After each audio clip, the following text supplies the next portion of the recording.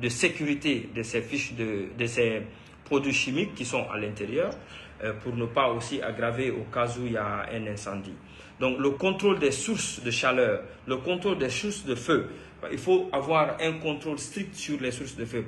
Est-ce qu'il y a tout ce qui a un endroit potentiel qu'il y ait une source de feu, il faut l'éliminer, il faut dégager. Et qu'est-ce qui peut nous aider cela? C'est quand il y a la maintenance préventive régulière. Mais il faut faire les maintenances préventives régulières tous les jours. Il faut inspecter, il faut avoir une fiche d'inspection. Dans ce cas, il faut globalement faire quoi? Il faut avoir une politique d'inspection régulière, qui soit journalière ou hebdomadaire ou mensuelle. Mais on ne peut pas construire un magasin ou bien un entrepôt laissé comme tel sans qu'il n'y ait de checklist de vérification des installations électriques.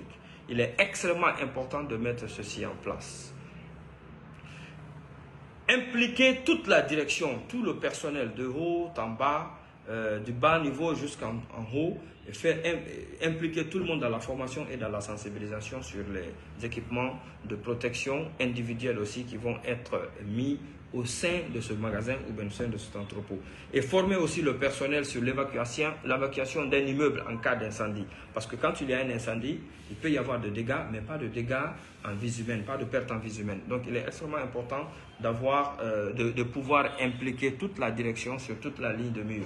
Et avoir une promotion de culture santé-sécurité et fournir des sensibilisations ou bien des formations qui sont adéquates, surtout sur les installations. Vous avez une installation spécifique, il faut avoir une formation spécifique qui soit adéquate à cet entrepôt, qui soit adaptée à l'endroit où vous êtes. C'est-à-dire, il faut identifier tous les câblages, toutes les conduites de courant et toutes les sources, tous les départs. Il faut maîtriser tous les départs. Les unipolaires sont contrôlés à tout moment. Est-ce qu'il n'y a pas défaillance quelque part? Est-ce qu'il n'y a pas de dégradation? Bon, on ne pourra le savoir que quand il y a des inspections régulières.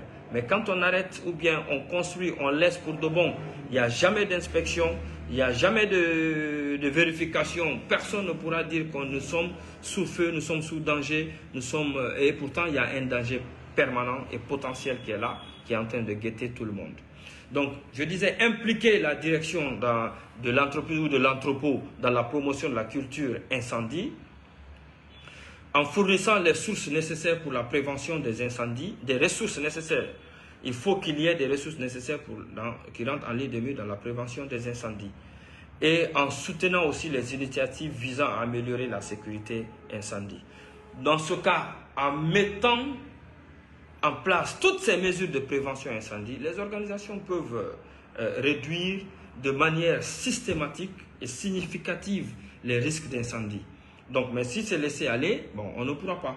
Dans ce cas, on pourra diminuer les risques d'incendie et minimiser les dommages potentiels en cas d'accident aussi. Quand il y a un accident, déjà, on avait pris le devant, ça va pouvoir sauver. Donc, prenez ces mesures, essayez de les développer, essayez de les augmenter chez vous, que ce soit en famille. Mon dernier post, c'était de dire qu'il ne faut pas mettre des installations de façon anarchique ou bien de façon non professionnelle et mettre votre famille dans cette maison. Donc, c'est un risque, c'est un danger permanent qui est en train de vous guetter.